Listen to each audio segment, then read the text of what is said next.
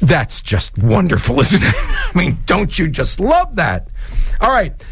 Ladies and gentlemen, it is a distinct pleasure this morning to have a guest on our show. I've been playing this guy's soundbite, I don't know, maybe since 1996. I don't know how many times I played it. But now that the Weather Underground has their first presidential candidate elected to a second term of office, I thought maybe it'd be a good idea to bring Larry Grathwold on, FBI informant, who burrowed into the Weather Underground in the 1970s. Bill Ayers, Bernadine Dorn, those folks. And, the same wonderful folks who brought you a dead policeman in San Francisco.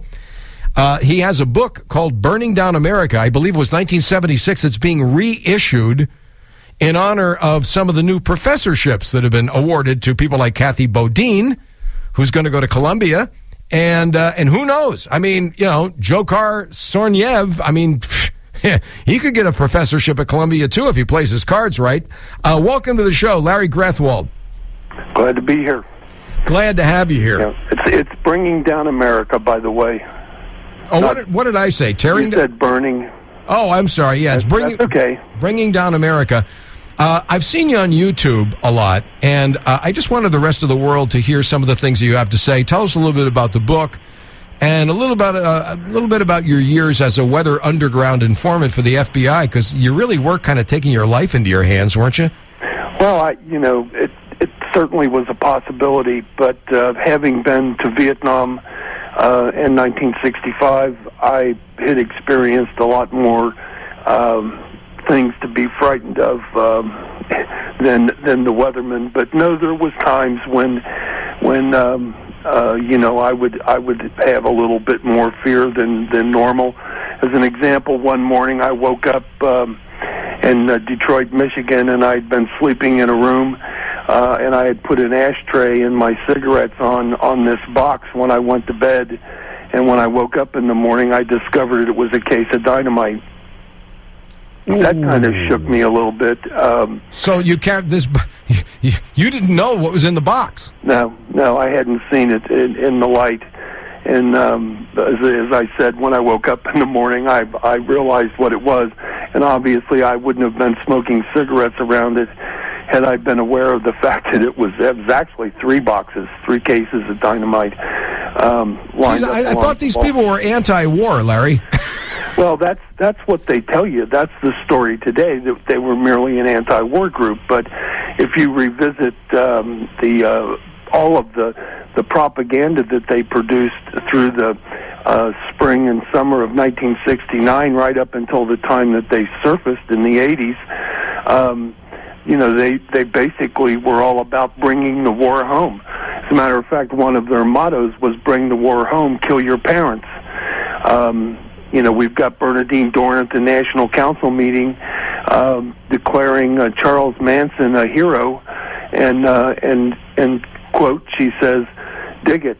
They not only killed those pigs, but they sat down and ate their dinner, and then they shoved a fork in Sharon Tate's stomach." That's from Bernadine Dorn.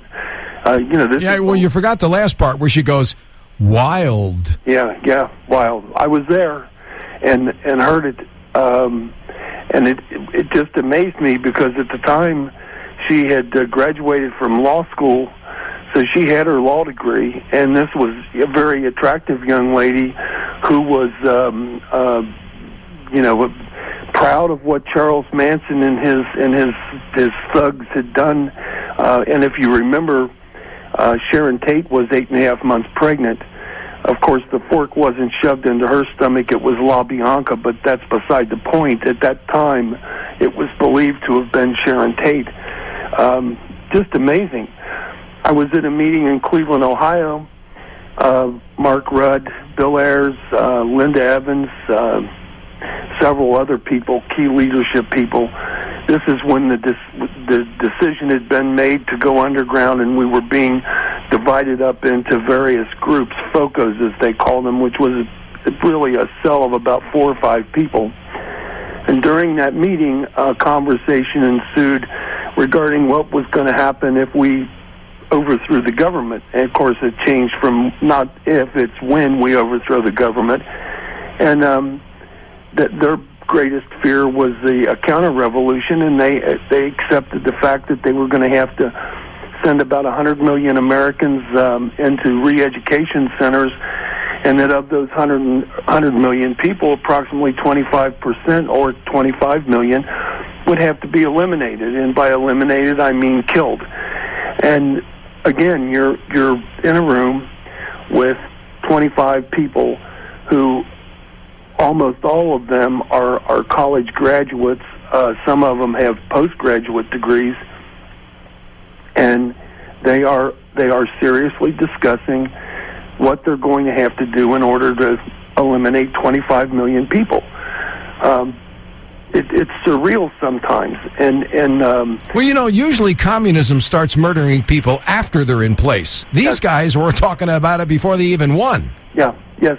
Well, and in the bombings, I was part of a group in Detroit that was planning to blow up the 13th Precinct in the Detroit Police Officers Association building. It was decided by Bill Ayers to send me to Madison, Wisconsin before this bombing was completed, but someone went ahead and did it, and fortunately the bombs didn't detonate, but they found 13 sticks of dynamite at the DPOA building and 34 sticks of dynamite at the 13th Precinct. Roofing nails and fencing staples were part of the bomb, and of course that's for the shrapnel effect. You don't put shrapnel into a bomb to destroy property. You do that in order to destroy people, and that's what the people did at the marathon, the Boston Marathon bombing. They used BBs and ball bearings. Well, no, I wanted to ask you about that because, see, I've seen Bill Ayers in interviews where he talks about how, well, we didn't mean to destroy anybody. We didn't mean to kill anybody. We were just setting off these bombs so that people would take notice of our message. Mm-hmm. And I'm sitting there thinking to myself, you lying SOB, because you put anti-personnel stuff in those bombs, and the people that are interviewing them, they never challenge them. Yeah, well, they haven't read my book, or they have and chose to ignore it. In some instances, people just don't want to know the truth. But I'm here telling you that Bill Ayers sat across the kitchen table and told me that we were to build these bombs with shrapnel, and that we were to place them in locations at a time when it would kill and maim the greatest number of people. When the townhouse blew up in February of 1970, 3 weathermen were killed, Ted Gold, Terry Robbins, and Diane Otten. They were building bombs to be used at Fort Dix, New Jersey. Mark Rudd, in his book Underground, says that he was talking to Terry Roberts about 2 days before the explosion that killed those 3 people, and that he knew what they were building the bombs for, that they were going to use them at Fort Dix, New Jersey, at the Enlisted Men's Club and the Officers Club on a weekend.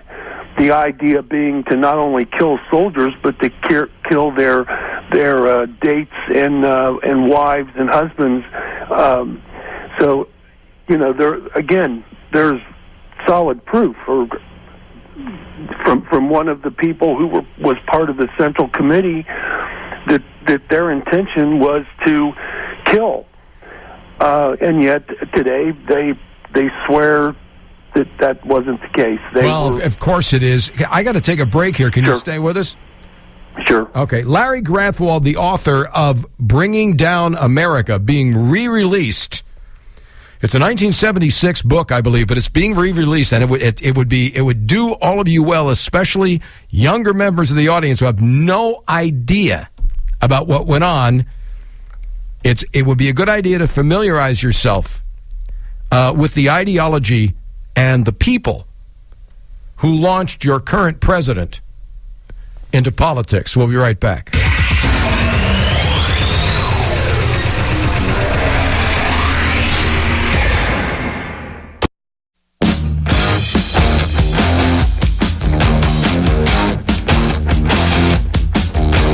Quinn and Rose. Heroes, America's morning show from the War Room. By the way, we'll be on XM 244 starting on May 8th. We're going to move from XM 166 to XM 244. Talking to Larry Grathwold, former FBI underground informant, working inside the Weather Underground, and the author of the book Bringing Down America, which is just being re-released. Is it up on Amazon, Larry? Yes, it is. Great. Okay. And now you can order it through my website, which is bringingdownamerica.com. Bringingdownamerica.com. Okay. Only got a couple of minutes before the news break. Can you stay with us through the break? Sure. Okay. One of the things that really troubles me too is that when I see some of these YouTube videos of this collection of scruffy human debris that seems to orbit around Bill Ayers and Bernadine Dorn, he makes these speeches that it's pretty clear that he hasn't changed a bit. No, absolutely not. And as a matter of fact, in an interview he gave to the New York Times, which was published on 9/11, ironically, he declared that he had no regrets whatsoever, and that the only possible regret he might have is that he didn't do enough. That there should have been more bombings and more done to try to bring the war home, as he put it. There's also a picture of Bill Ayers standing on an American flag with the caption that reads, "Guilty as hell, free as a bird, isn't America wonderful?" Now, those are the words that Bill Ayers uttered when he left the New York courthouse after having been essentially found, well, I won't say innocent because it was on a technicality, but essentially let go for all of his terrorist activities during the 70s and the early 80s. Those were the words that he had to say. Yeah, Guilty as hell, free as a bird, isn't America wonderful? Yeah, well, apparently his appreciation of America doesn't go very far. No. He ought to be thankful that we have the rule of law so strict that he was able to walk out. What was it, a bad wiretap or something by the FBI? Essentially, they were saying that the wiretaps and that the illegal entries that were used during the Weatherman investigation were, against the Constitution, and that they couldn't have been they couldn't be used. Ironically, that whole thing was based on a executive order that was signed by Franklin Delano Roosevelt during World War II. Well, then hold that thought, because I'm coming up against a hard break here. All right. Sure. And we'll talk about that and some other stuff too. I want to talk about San Francisco as well. Larry Grathwold, former FBI informant, author of the book Bringing Down America.